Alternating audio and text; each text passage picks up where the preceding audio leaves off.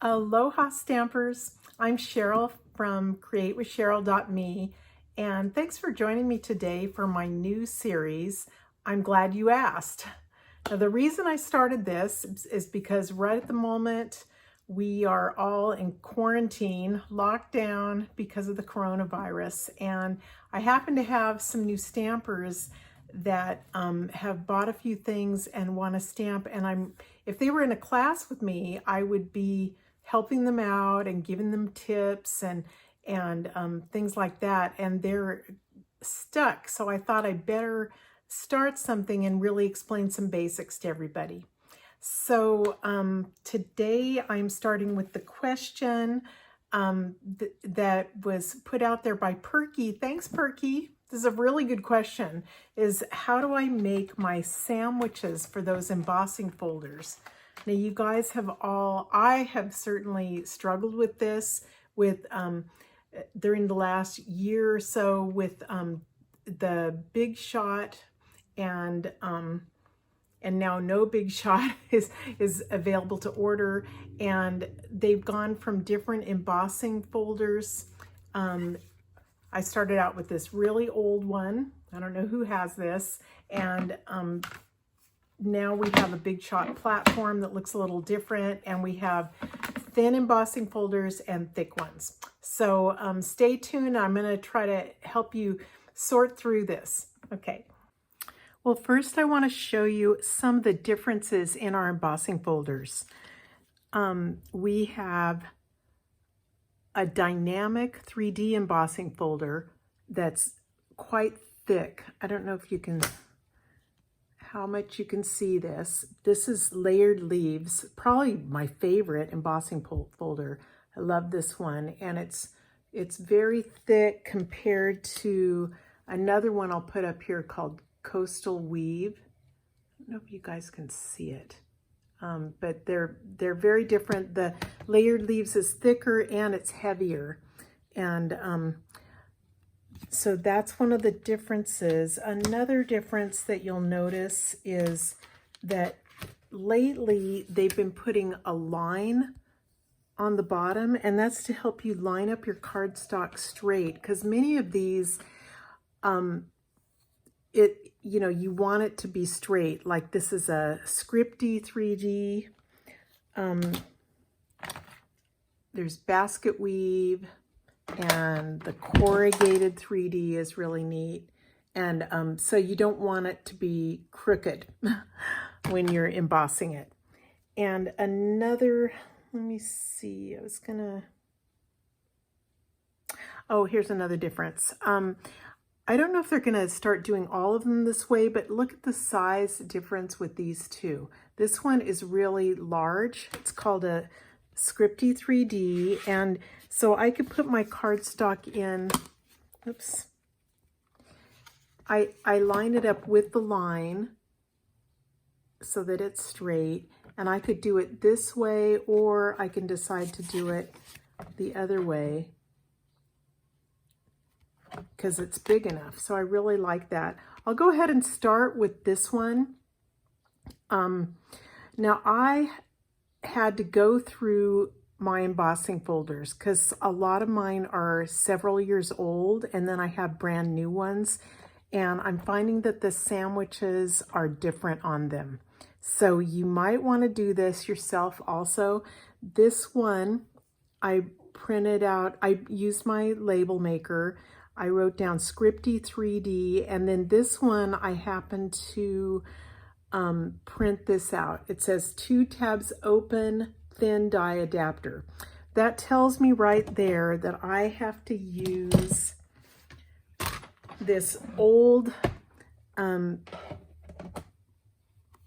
don't know what you call it, Big Shot platform that had tabs on it.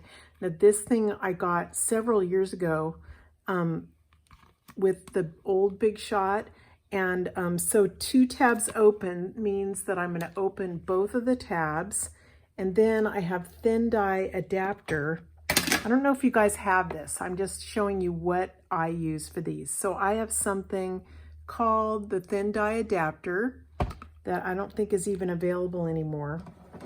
But I put this on, and another really key thing is that you don't want to put it through with the folded in first. You want the open end to run through the Big Shot first. So I do that, and then I put one of my clear plates on top. Okay, crank it through. You're gonna feel some resistance, but not a huge amount. Okay, and when I pull it out of there, there it is. I don't know what you can see because it's kind of, the lighting is strange, I'm sorry. But there it is. Okay, so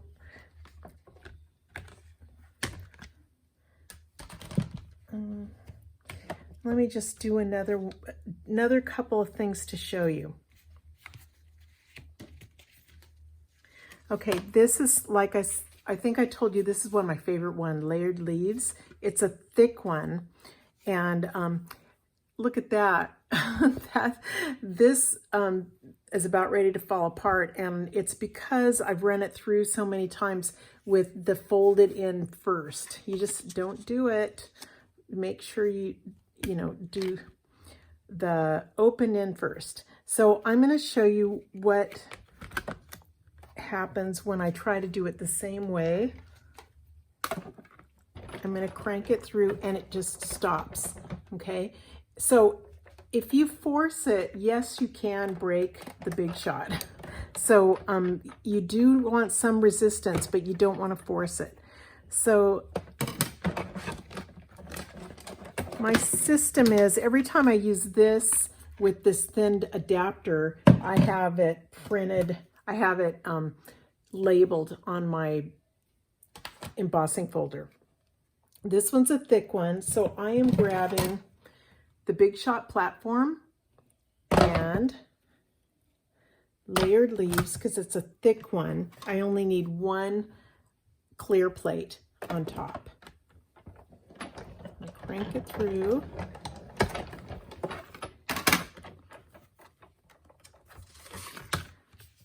And there's that beautiful leaf.